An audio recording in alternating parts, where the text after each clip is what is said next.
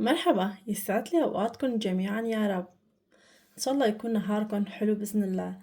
اليوم أكلتنا أكلة كتير كتير طيبة وخفيفة بنفس الوقت، ومكونات موجودة بكل بيت. أنا عندي هون باقة بقدونس، طبعا نظفتها وحطيتها بالمي وبالخل وبعدين حطيتها بالمصفاية لا ينشف.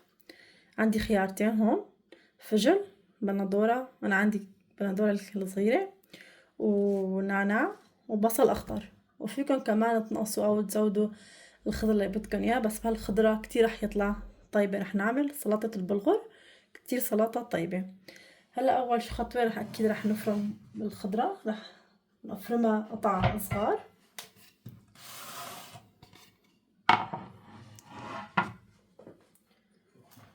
بلش أول شي بالخيار،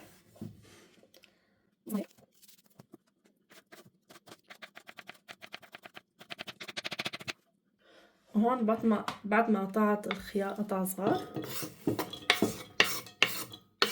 هالسلطة الطيبة بخضرة الناعمة. هلا راح افرم البصل.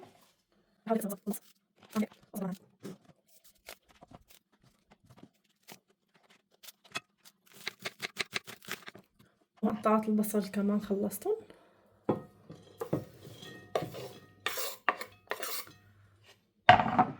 وهلا خليكن معي لحتى اقطع الخضرة كلها، يعني نفس الشي اقطع هلا الفجل والبقدونس والنعناع كمان رح اشيلهم كلهم من العيدان تبعهم هيك وافرمهم ناعمين، بعدين برجع لكم.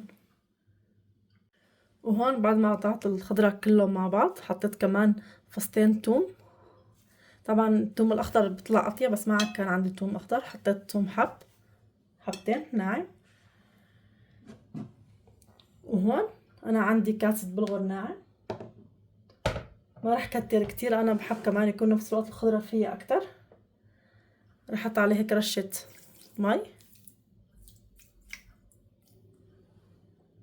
مي دافية هيك شوي، اخلطهم مع بعض.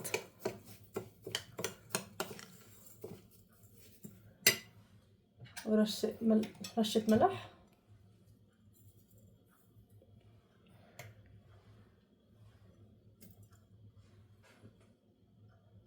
وانا عندي هون معلقة دمس بندورة ونص معلقة دمس فليفلة، وهيك راح اغطيه ونتركهم هيك لشوي ينقع معي البلغر. وهون انا بعد ما تركته تقريبا شي نص ساعة نقعته بالمي. طبعا كمان كان بده مي، حطيت كمان تقريبا نص كوب مي دافية عليه وغطيته. رح ضيفه هلا على الخضرة.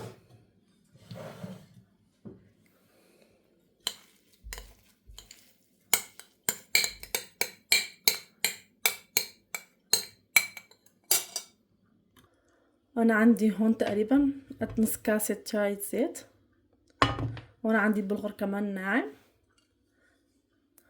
رح احط ورح حمص هلا البلغر،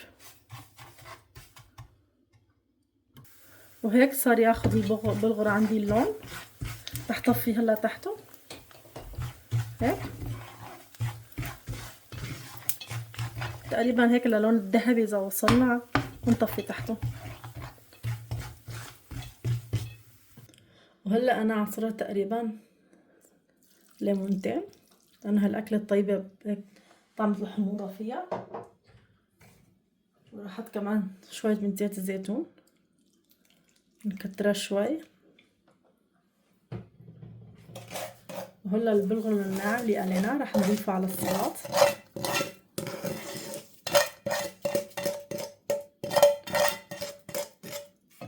هلا رح نحطها بصحن التقديم. وهيك بعد ما رشيت لهم شوية ملح ونعناع يابسة خلطتهم مع بعض، وهيك حطيتهم بصحن التقديم. وهيك بكون وصلنا لنهاية الفيديو. بتمنى ينال اعجابكم، بتمنى كمان لا تنسوا تشتركوا بالقناة وتفعلوا زر الجرس ليوصلكم كل شي جديد. ان شاء الله بشوفكم بفيديوهات جديدة. دمتم بخير.